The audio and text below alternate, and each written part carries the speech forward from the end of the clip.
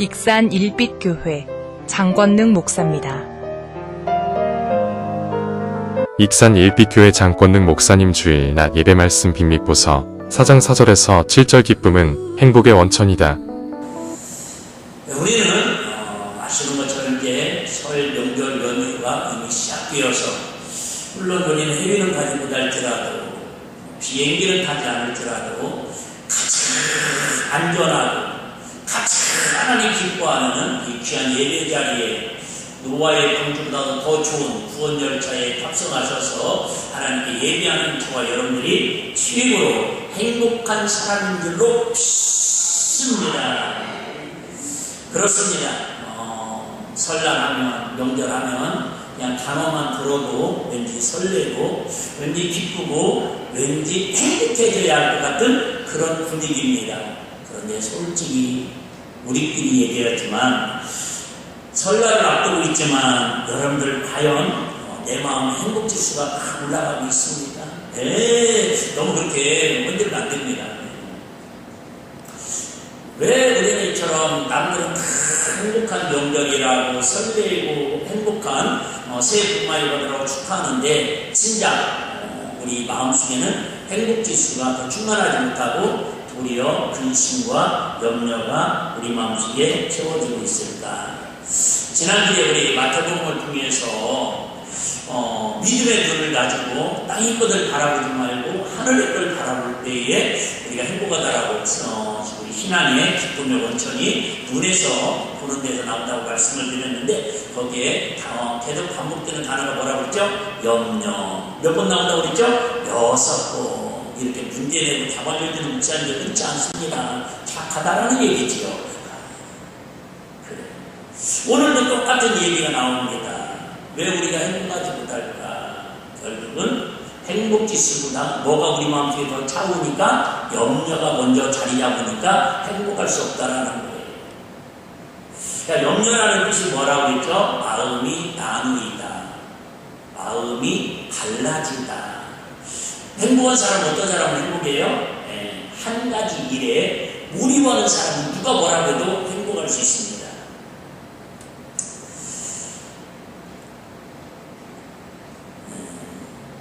이런 얘기를 했다고 해요. 드레스프트라는 사람이 인간은 상대방의 웃는 모습을 보고 그 사람의 dim됨이를 알 수 있다. 그러니까 그 사람이 비웃느냐, 그 사람이 해맑게 웃느냐, 그 사람이 막 미소를 완벽하게 웃느냐에 따라서 그 사람의 dim됨이를 평가할 수 있다는 거예요. 여러분들도 지금 입은 다물고 있지만 표정을 지금 웃는 분들이 있습니다. 너무 행복해. 아니 조금은 명절 때문에 근심 걱정은 있는데 오늘 말씀드리고 예배드리면서 행복지수가 막 올라가고 있어요. 이런 분들 계십니다. 지금 이런 분들 계십니다. 자, 오늘 본문은 우리가 잘 아는 것처럼 빌립보서입니다. 누가 썼습니까? 사도 바울이라는 사람이 썼습니다. 빌립보서는 흔히 옥중서신이라고 합니다. 무슨 서신? 옥중서신. 사도 바울이 감옥에 갇혀가지고 빌립보 교인들에게 보낸 편지가 빌립보서가 된 거예요. 그래서 옥중서신이라고 그러기도 하고 뭐라고 하냐면 동시에 기쁨의 서신이라고 이렇게 표현하고 있습니다. 무슨 서신? 기쁨의 서신. 근데 사실은 그 내막을 알고 보면 눈물 없이 들을 수 없는 그런 아픔의 사연들이 있는 게 바로 이 빌립보서의 이야기입니다. 어쨌든 근데 이 4장밖에 되지 않는 짧은 서신 속에서 가장 많이 반복되는 단어가 무슨 단어냐면 기뻐라는 단어입니다. 기쁨이라는 단어 무려 18번이나 나옵니다. 그만큼 근데 이제 한번 생각해 여러분 다 알고 있잖아요. 우리의 기준으로 봤을 때 일반적인 기준으로 봤을 때 사도들 중에서 제자들 중에서 제일로 위롭고 제일로 인생을 고달프고 제일로 인생의 삶을 가장 생각적으로 보면 비참하게 마감하고 살았던 사람 중에 한 사람이 바로 오늘 본문을 기록한 사도 바울이라는 사람입니다. 여러분들이 사도 바울보다 행복합니까? 불행합니까? 세상 기준으로 봤을 때는 10배, 100배, 1000배 우리가 조건은 더 행복하지 있습니다. 한번 들어보시겠습니까? 자, 사도 바울은 첫째, 하나님의 은혜로 인해서 어쨌든 결혼하지 않았습니다. 결혼하지 않았다는 건 부인이 없다라는 거고요. 애들이 없다라는 겁니다. 가족이 없다라는 거예요. 이롭겠죠. 두 번째, 하나님 주신 은혜가 얼마나 컸는지 우리로 말하면 나쁜 말 아니잖아요. 역마살이 꼈습니다.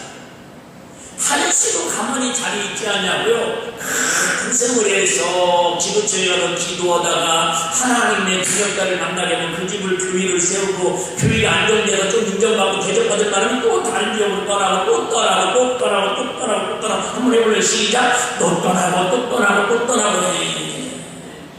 하루도 여러분 안정적인 삶을 살 수가 없습니다.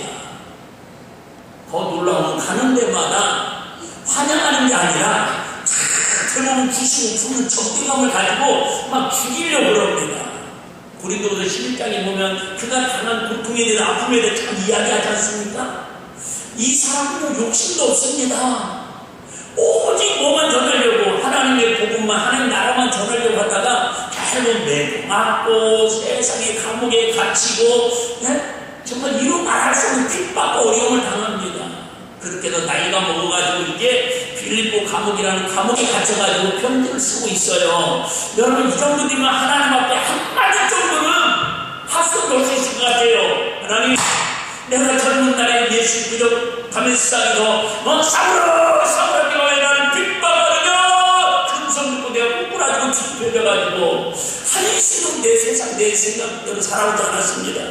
내가 입는 거, 먹는 거, 장가는 거, 권이 없는 줄 아십니까? 특권이 없는 줄 아십니까? 누릴 수 있는 거, 모든 거 다 포기하고, 감옥에 갇히고, 매를 맞고, 고통당하고, 멸치하고, 이렇게 살아왔는데, 노년에까지 하나님, 금요한양은 아닐지라도, 평생 이렇게 번들게 살았는데, 하나님 노후에는 좀 편안하게, 시다가 주님 맞이하게 하면 안 되겠습니까? 이런 얼마나 할 말 하잖아요. 그런데 우리가 아시는 것처럼, 바울은 로마에 가서 최고의 또 고통을 당하면서 사형의 사슬로 사라집니다. 인생의 마지막에 내린 결론이 감옥에 있으면서 하는 얘기가 뭐라고요? 항상 기뻐하라. 주 안에서 다시 말하노니 기뻐하라. 여러분 이 정도 되면 바울의 비교의 점수에 보면은 우리는 여러분 조건 따지지 말고 묻지도 마시고 여러분 한번도 묻지 마시고 바울보다는 10배, 20배 기뻐해야 하는 게 우리 믿음의 사람들이 고백해야 할 신앙의 행복지수인 줄 믿으시길 바랍니다. 근데 그렇게 되지 않잖아요. 왜 그런지 알았어요. 우리를 찾고 행복을, 기쁨을 어디로 찾으려고 해요? 환경에서 상황에서 찾으려고 합니다. 그런 이야기가 있습니다. 하루가 기분 좋아지려면 목욕을 하시던가 이발소에 가서 이발을 하시던가 미용실에 가서 그죠? 12만원짜리 파마를 하던가 미용실이나 이발소를 갔다 오면 하루가 기분이 좋아지면 기쁘답니다. 한 주간이 기분 좋아지려면 한 주간을 기쁘게 살려면 자동차를 기쁘랍니다. 여러분 속상하고 신경질나고 명절도 짜증나면은 자녀들한테 얘기해가지고 야 내 차는 새 차로 바꿔줘라 그러면 일주일 기쁘답니다. 일반적인 얘기입니다. 한 달을 기쁘게 살려면 한 달에 기뻐하려면 결혼을 하라고 합니다. 그러니까 지금도 짜증나고 신경나면 이혼하시고 다시 이렇게 결혼하면 한 달이 기쁘답니다. 세상 사람들 이런 얘기들이 전혀 성경적이지 않습니다. 끝까지 들어봐야 한국말을 제가 가르쳤다고 큰일 납니다. 1년을 기뻐하고 행복하려면 새 집으로 이사를 가랍니다. 새 집을 사서 여기다 요즘 수경이나 못 살고 살기는 그지 하여튼 그냥 경매를 내놓고 새 집으로 이사 가면 1년 동안은 기뻐할 수가 없는 세상 사람들 기준입니다. 그런데 우리는 잘 아시죠? 우리의 이 기쁨은 이 행복은 이런 조건이나 환경이 변할 때 그 기쁨은 아무리 하는 거예요? 오래가지 않은 일시적이라는 거예요. 그런데 하나님이 우리에게 주시는 행복, 기쁨은 뭐예요? 환경 중심이 아니고 관계 중심이라고 계속 말씀드립니다. 무슨 중심? 관계 중심. 바울은 매를 맞아도 핍박을 당해도 멸시를 당해도 누구의 관계가? 하나님과의 관계가 바로 서 있으니까 그 안에서 감옥에서도 찬양이 나오고 감옥에서도 기뻐할 수 있고 도리어 이 기뻐하라는 말은 뭐예요? 바울이 지금 우리에게 뭐라고 말하냐면 하나님의 성령의 음성을 듣고 하는 말이 명령으로 얘기합니다. 기뻐하고 싶으면 하고 기뻐할 수 있는 상황이면 했으면 좋겠다가 아니라 그냥 상황 두번 따지지 말고 내 안에 누가 계시며 예수님이 계시고 내 안에 하늘나라의 소망이 있으며 그냥 묻지도 말고 명령으로 기뻐하라는 거예요. 묻고 살라라는 거예요. 할렐루야. 바꿔 얘기할게요. 여러분, 어떤 상황에서 묻지 못하는 사람은 성경적으로 봤을 때는 믿음이 있는 사람이 없는 사람이에요. 있긴 있는데 지난주 말씀드렸죠. 적은 믿음의 사람이라. 근데 막 빗발이 와요. 막 시험이 와요. 근데도 막 살아요. 그 사람 뭐예요? 큰 믿음을 가진 사람이라는 거예요. 큰 믿음을 가진 사람. 여러분, 신앙의 정체성은 내가 어떤 환경에서 흔들리느냐, 불평하느냐가 아니라 얼마나 내가 그 안에서 주님으로 인하여 기뻐하고 행복해하고 즐거워하느냐가 신앙생활의 척도라고 우리에게 말씀하고 있습니다. 제가 몇 년 전에가 한번 그런 말씀 드렸습니다. 여러분 집안에도 다 있어요. 세상에는요 대부분 뭘로 사냐면 온도계로 살아갑니다. 온도계 아시죠? 날씨가 평년 온도가 내려갑니다. 그러면 뒤에다가 미쳤냐 언제 겨울이 언제 끝났네. 더우면은 더워서 못 살겠네. 더워요. 온도계 신앙이 있어요. 온도계 신앙. 좀 좋은 일 있으면 나만 살아가는 건데 이거 죄가 왜 그래? 이렇게 온도계 신앙. 근데 집에 가면 여러분 집에 하나씩 다 있죠. 온도 조절기라는 게 있어요. 온도 조절기. 고장난 집도 있는가 봐요. 그 정도. 뭔지도 모르고 쓰시는가 봐요. 여러분 집에 예를 들어 22도 우리 교훈풍기도 마찬가지입니다. 23도 23도 딱 불러놓으면요 제가 알아서 25도로 올라가면 내려와서 23도 맞춰주고요 18도면 올라가서 23도 맞춰주고요. 여러분 우리는 예수의 온도 조절기로 살아가는 거 이해되시면 안 돼요. 내 안에 온도 조절기가 있어갖고 성령의 조절기, 사랑의 조절기가 있어가지고 좀 힘들어도 그냥 기뻐하고 조금 어려워도 기도하고 좀 속상해도 감사하고. 제가 얘기할게요. 여러분 지난주에 말씀드렸죠. 우리의 기도하라는 까지 우리가 받아들이는데 어떻게 기도하래요? 쉬지 말고 기도하래요. 여러분 기뻐할 수도 있겠는데 어떻게 기뻐하래요? 항상 기뻐해요. 말 같은 소리를 해야죠. 감사할 수도 있겠는데 어떻게 감사하래요? 범사에 감사하래요. 이것은 여러분 24시간 그렇게 살라라는 뜻이 아니라고요. 하나님과의 관계 속에서 나는 예수님으로 인해서 정말 어떤 상황에서 감사합니다. 내가 염려보다는 불평보다는 기도하는 마음 주시니 감사합니다. 하나님 진짜 울고 싶고 힘들고 지치고 포기하고 싶은데도 주님이 내 안에 계시니 그냥 무시하고 웃고 기뻐합니다. 할렐루야. 관계가 이끌다라면요 환경이 집에 바뀌어게. 여러분 만약에 여기 영하 3도인데 25도라고 올린다고 해서 바로 올라갑니다. 안 올라가요. 내가 항상 그 얘기할게요. 내가 아무리 충만해도요 배고픈 건 배고픈 거예요. 제가 40이라는 근거 봤거든요. 40을 근거 보니까 참 남들이 그러더라고요. 가끔씩 막 얘기를 하고 찬양을 하고요. 지나가는 남들이 막 그러고 하나의 음성을 들려준다고 그래서 진짜 뭐 이렇게 쳐다봤더니요. 얘기는 무사하고 음성을 하고 배고파 죽겠더라고요. 우리 은혜 받았고요. 배고픈 거예요. 왜요? 여러분 환경이 우리가 그게 온도예요. 온도. 그 다음 하마침에 막 교회 한 번 나왔다고 해서 지도 2-3시간 했다고 해서 감사한 거 몇 번 했다고 해서 막 내 상황이 지금 영하 10도인데 영상은 25도로 쫙 올라가는 건 하루아침에 되지 않습니다. 그 말입니다. 뭐든지 하나 뭐가 있어요? 과정이 있습니다. 과정. 제가 익산에 한 30만 명이 지금 안 되는 걸 알고 있는데 여러분들 하나 잘 보고 싶고 이렇게 여러분들이 관심이 있지만은 한 번도 얘기해 본 적도 없고요. 한 번도 내가 그 이름을 물어본 적도 없는데 제가 익산에 서울을 갔다가 익산에 와가지고 이렇게 다니는데 저를 진짜 환영하는 사람이 있어가지고 그 사람의 근황을 좀 알고 싶은데 요즘은 안 보여가지고 참 궁금한 사람이 있습니다. 혹시 아는 분 있습니까? 끝나시면 저한테 얘기하시면 제가 소정의 사례를 하고 하겠습니다. 4, 5년 전에 처음에 이제 익산에 다시 왔을 때 이렇게 지나다니는데요. 하여튼 아주머니 나이도 모릅니다. 이름도 모르고 성도 모릅니다. 아주머니는 맞아요. 근데 어떤 아주머니가 저 세안교에서 앞에 서가지고요, 항상 저만 차 타고 지나가면요, 손을 들면서 막 환영해 주더라고요. 야, 서울 가서 고생하고 개척에서 똘을 말아먹고 익산에 다녀왔다고 자기산 시민됐다고 막 그죠? 시장님이 보내줬는가. 근데 뭐 꽃다발도 없고 현수막도 없는데 하여튼 그 다음날 또 가봤더니 그 다음날 앞으로 지나가는데 또 손은 목사님 반갑다고 완전 들리진 않는데 표정이 웃으면서 막 이래요. 나중에 알고 봤더니 여러분들 보시고 있죠, 그 당시에.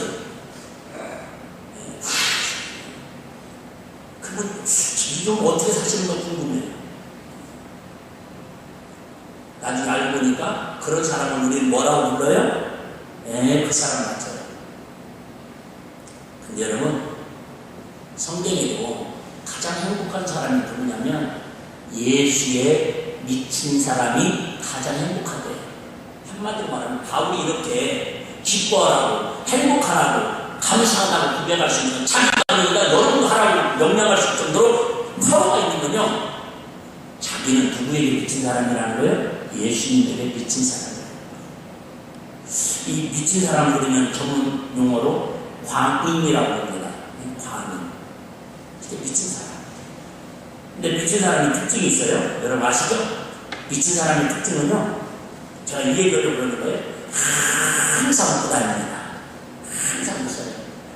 여러분 어린아이가 지나가든 대통령이 지나가든 지나가든 욕을 하든 뭐라거든 항상 웃고 있습니다.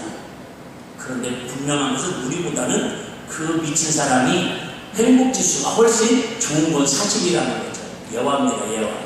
두 번째, 이 미친 사람들의 특징은요, 그 삼촌 요즘도 다닙니다. 한 번씩 엊그저께 반갑더라고요. 아니, 물론 이름도 모릅니다. 나이도 모릅니다. 그전에 우리 교회에 밥 먹으러 한 번씩 있었는데 안 오시더라고요. 요즘은 막 교회 앞에다가 이렇게 뭐 중이땡이 주러다가 거기다 불러놓고만, 지금도 삼촌 한 번 다니면서 이렇게 언제만 지나가면서 너무 우리 반가워서 이렇게 조금 드렸더니 나 거지 아닙니다. 반갑더라고요. 우리 성주사님들 분에서 정보를 들었는데요, 어떤 집도 있대요. 뒤에 자녀들도 있대요. 그런데 자기가 몸이 이러다 보니까 불편하잖아요. 냄새나고 옷도 안 입고 막 수염 들으니까 자녀들한테 더욱이 안 돼서 자기가 일부러 나가서 돌아다니고 사는 거예요. 뭐가 있어요, 여러분? 내가 일시적으로 이렇게 미친 사람 취급받지만 온전한 정신은 그래도 있더라는 거예요. 우리는 바꿔 생각하죠. 예수한테 바울이 미쳤어도요, 여러분 배고픈 건 배고픈 거고요, 자진상하는 자진상하고요, 속상한 속상한 거예요. 그러면 그걸 뭐예요? 말씀으로, 기도로, 성령 충만함으로 이겨내는 뿐이죠. 할렐루야. 어쨌든요, 이 미친 사람들의 특징이 뭐냐면 계속 그냥 하여튼 계속 중얼거립니다. 그냥 알아듣기 못해요. 여러분, 예수님한테 미쳐서 죽은 사람은요, 너 찬양을 하든 말씀을 묵상하든 기도를 하든 계속 입이 살아있습니다. 할렐루야. 누구하고 관계? 주님과의 관계. 근데 세상에 묻혀있고 세상에 여러분 신뢰받지 못하는 사람들은 세상 사람들은 매일 쉽지 않고 헌담하고 존경하고 판단하는 얘기를 그래요. 하나만 더. 몇 가지 제가 읽어가지고 궁금하면 제가 예수의 미치자고 이해화를 하거든요. 세 번째는 여러분, 미친 사람의 특징은요, 남의 시선을 전혀 의식하지 않습니다. 왜 우리가 웃지 못하느냐, 왜 우리가 기쁨으로 주님이 내 안에 들어갈 수 있는데 기뻐하지 못하느냐면 남의 시선을 너무 의식한다라는 거예요. 이 사람들은 여름에도요, 옷을 7가지 10가지 막 위풀을 껴입고도요, 우리가 더운데 손가락질로만 안 뜨겁게도요, 전혀 신경 쓰지 않아요. 그 다음날은 그거 또 입고 나옵니다. 저는 여러분 3일만 연가하고 이 강단에서는 우리 무슨 뭔 일이 있대 막 걱정을 하잖아요. 걱정은 그나마 착한 사람들이죠. 목사님 돼가지고 면감 강단 사과 이런 거 아니에요. 근데 저 사람들 2년 동안 면구랑 머리를 안 감고 다니죠. 왜? 전혀 본인을 신경 쓰지 않습니다. 날씨가 비가 오든 눈이 오든 전혀 관심 없습니다. 신경 안 씁니다. 환경에. 여러분 진짜 예수에 미쳐있는 사람은요, 예수가 내 안에 원천적으로 자리 잡고 있는 사람은요, 누가 뭐말 하든 누가 비가 온다고 하든 조롱하든 집사님 매일에 권사님들 매일에 목사님 우리 권사님만 이거 집이 안 나온다고 자기 잔소리를 했었는데 왜 하고 있지 이런 말을? 그러다 말고 여러분 하나님의 관계가 정확하지 않으면 그것 때문에 시험을 잡는다 그 말입니다. 마음이 여러분 미치지 않는다 그 말입니다. 깨닫고 돌아오고 또 믿음으로 쓰고 감사한 일이 말렙니다.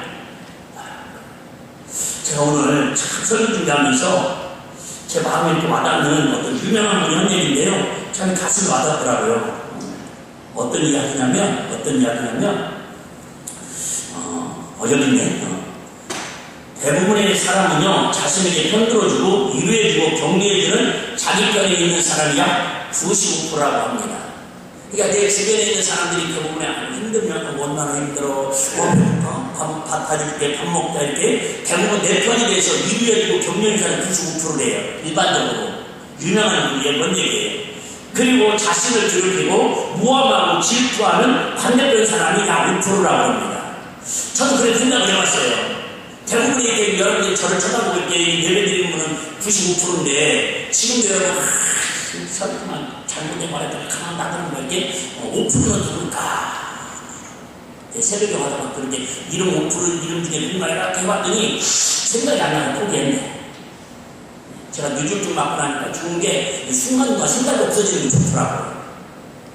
여러분 제가 예화를 드는 거예요. 여러분 그렇게 열심히 믿고 착하게 살고 가정에 헌신하고 그래도 다 내 가족이 나를 100% 다 인정하고 공감해 주는 게 아니라 꼭 5%의 가족이다 같은 사람이 있다 그 얘기예요. 근데 그 다음이 중요합니다.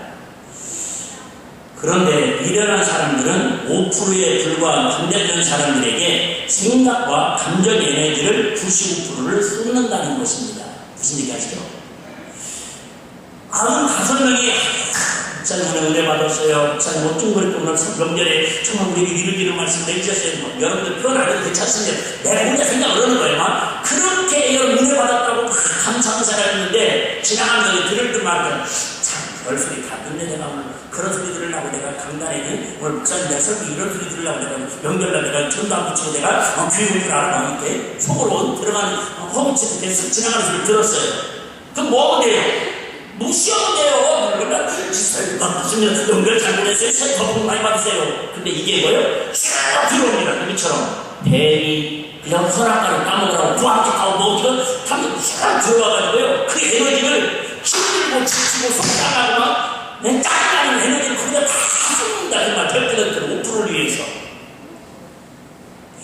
그러나 우리 그리스도인들은 지혜롭게 95%의 사람들에게 100%의 에너지를 쏟아야 합니다. 그래야 항상 기뻐하며 행복한 삶을 살 수 있습니다. 그러므로 눈에 보이지 않는 하나님을 사랑하기 전에 눈에 보이는 이웃을 먼저 사랑하라고 말씀하십니다.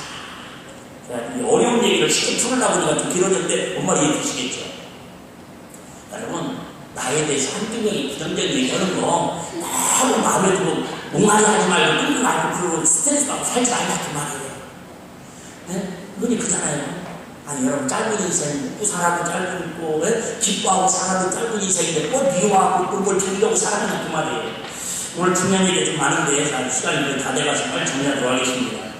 자, 다시 얘기합니다. 기쁨은 여러분 상황이 아니라 항상보다 더 중요한 거예요. 주 안에서입니다. 4절 다시 보겠습니다. 4절 빨리 정리하겠습니다. 4절 시작. 주 안에서 항상 기뻐하라. 자, 주 안에서 항상보다 더 중요한 단어가 뭐라고요? 주님 안에서.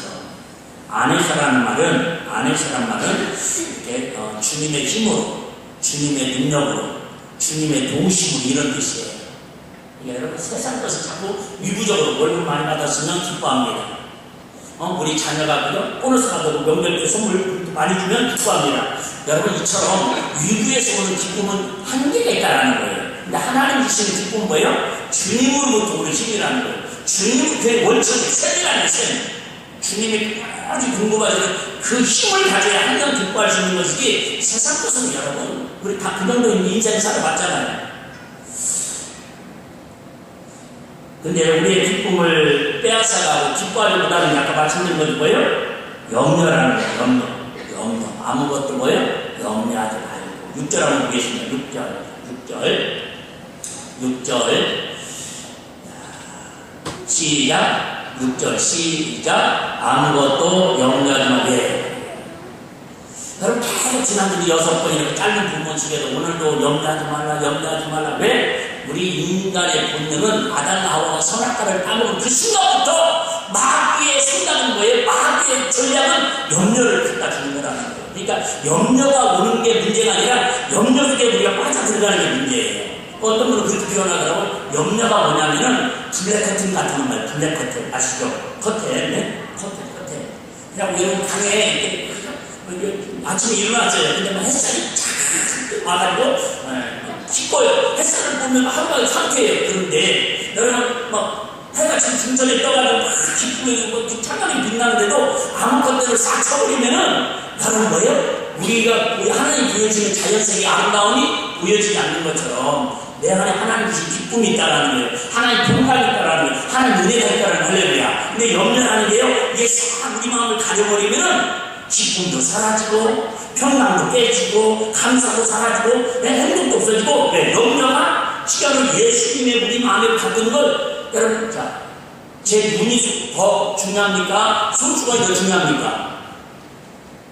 손수건이라는 분이 계시면 안 되죠. 아무리 좋아도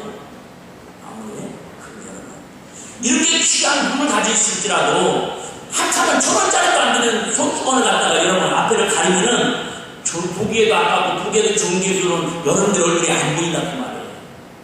염려하는 거에 블랙 커튼 것 같은 것이라서 여러분 믿음의 눈으로 하나님을 바라보고 사랑의 그죠? 부모님을 바라보고 사랑의 자녀를 바라보고 사랑의 성도들을 바라봐야 하는데 염려하는 것들이 딱 들어오면요 신경이 왜곡돼요. 굴복돼요. 저 집사님 왜 저러지?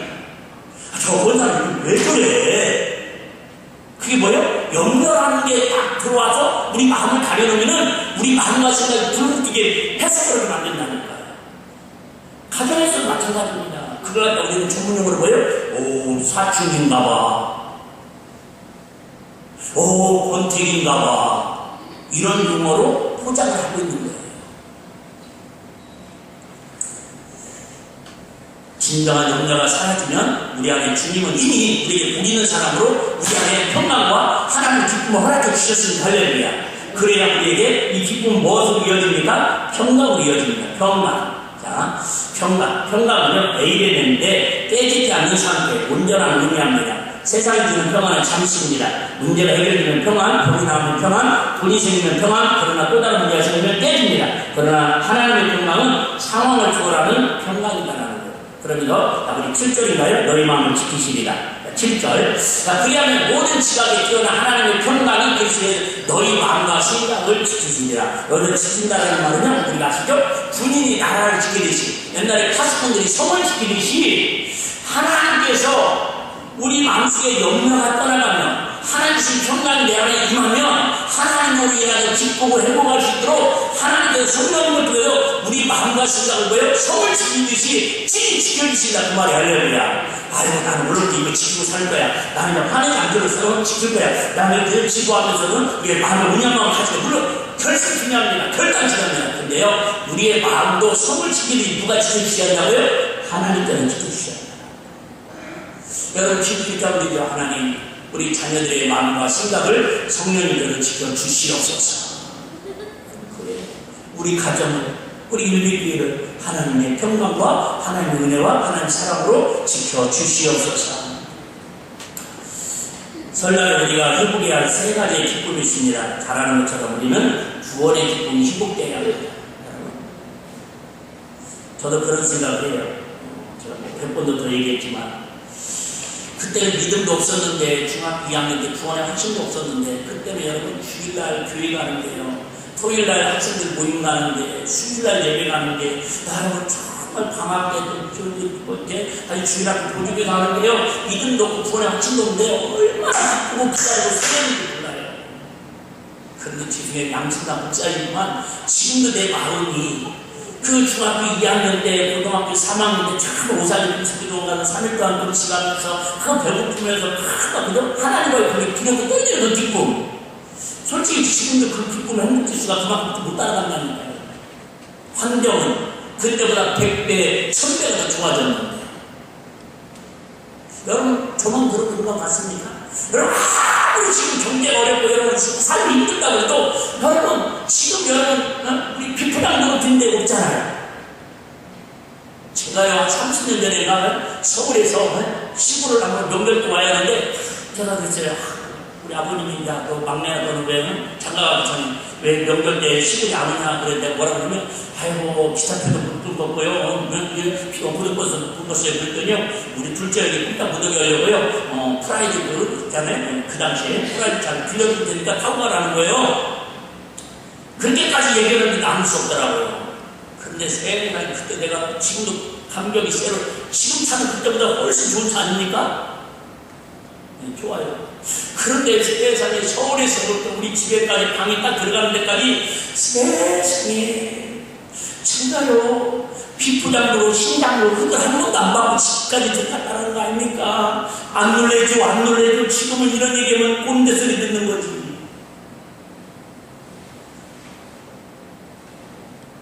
우리 형은 2살 더 먹었다라는 것 때문에 자전거를 타고 학교를 가려고 집에 자전거를 2대 살 수가 없으니까 왕복하니 괴롭힐 부담으로 야 형이 들어보니까 너무너무 좋은 거야. 왜 드디어 자전거 타고 학교 갈 수 있어서.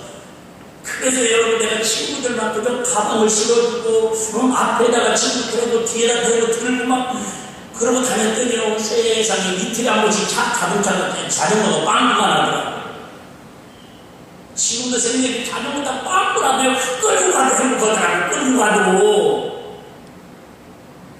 근데 지금은 그 좋은 차를 타면서도 그런 감격으로 그런 설렘으로 운전이 안 되는 거 저뿐입니까? 얘기했잖아요. 야 목사님이라 이 빌립보 교회가 어떻게 시작된 줄 아시죠? 누디아라고 하는 자주점 사는 그 여인이 은혜 받아가지고 자기 집을 기도처로 내세워서 사람들이 모이다 보니까 거기가 교회가 된 거예요. 여러분 그 당시에 집이 좋으면 얼마나 좋겠어요. 여러분 시설이 좋으면 얼마나 좋겠어요. 그거에 비하면 우리 교회가 100배 1000배를 좋죠. 이해되시면 안 해요. 그런데도 과연 빌립보 교회 성도들처럼 우리는 그 기쁨이 있는가? 진정한 기쁨은요 관계의 기쁨입니다. 사실 이 얘기하다가 시간이 길어졌는데 저는 이렇게 좀 더 할게요. 가족이 완벽해서 기쁜 것이 아니라 함께 있다라는 그 자체가 은혜이고 기뻐하는 이번 명절 이시를 주에는 축복합니다.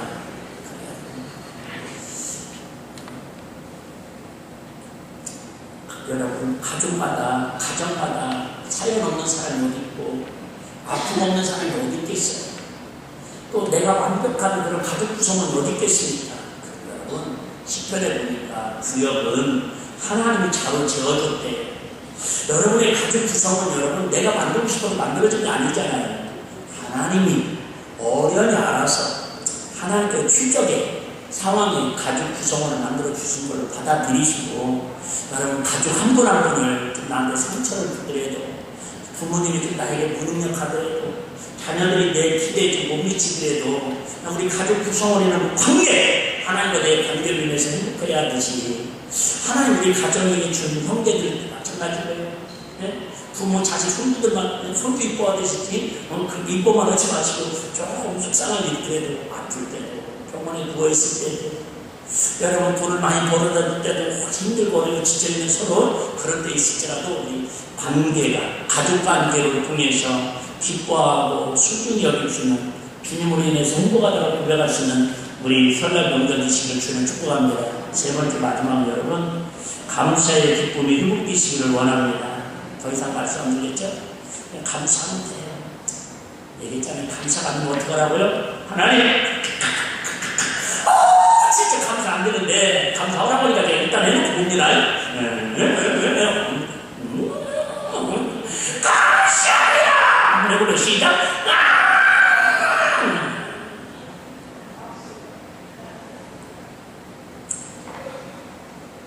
저도 그런 데 많이 있습니다. 종종 있습니다. 아, 뭐 목사가 믿음 없는 소리를 어쩐데 얘기했잖아요. 중학교 2학년 때부터 고등학교 3학년 때가 그때가 믿음이 제일 좋았던 것 같습니다. 군대 있을 때는 진짜 믿음이 있었습니다. 군대 있을 때는. 그만 정도라도 막 하였다고 막 중대장한테 대들고 막 상사한테 대들어가지고 우리 왔다 갔다 할 정도까지 갔었는데요. 그때는 시끄러워 그때가 군대에서 내가 영문이고 별다른 것도 아니고 현충원을 붙일 것도 아닌데 어쩌면 제대로 싸는데 조용히 했다 그런 믿음이 있었다는 거예요. 근데 지금은 그런 감격으로 나오는 게 아니라 아이고 오늘은 주일인데 담임 목사가 일찍 가서도 기도하는 자리라고 설교하는 중대야 목사가 피눈물을 흘려야 성도들이 눈물을 흘리고 목사님이 눈물을 흘려야 땀을 흘리고 목사님 땀 흘려서 기도해 성도들이 찔끔찔끔 은혜 받았다고 생각했는데 그래 아기라도 쓰자 그래서 나오는 것은 아닌지.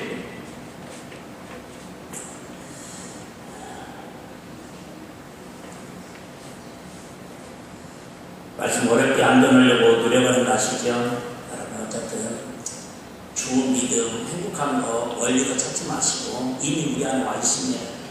내 안에 예수님 계시고 예수님도 우리 가정이라고 하는 우리 가족이라고 하는 귀하고 복된 구성을 주시고 우리 일비교라고 하는 아름다운 구성을 주셔서 여러분 얘기했잖아요. 95%가 나를 대부분 다 좋아해요. 100%는 없습니다. 저도 압니다. 한 사람 때문에 염려에 근심에 미움에 커튼이 쳐지지 않도록 그럴수록 더 웃고 그럴수록 더 감사하고 그럴수록 더 사랑의 표현을 해서 우리 이번 명절 한 주간 특별히 마음에 쉽지 않고 행복한 가정, 행복한 신앙으로 한 주간을 승리하는 우리 모두가 다 되시기를 주의 이름으로 축복합니다.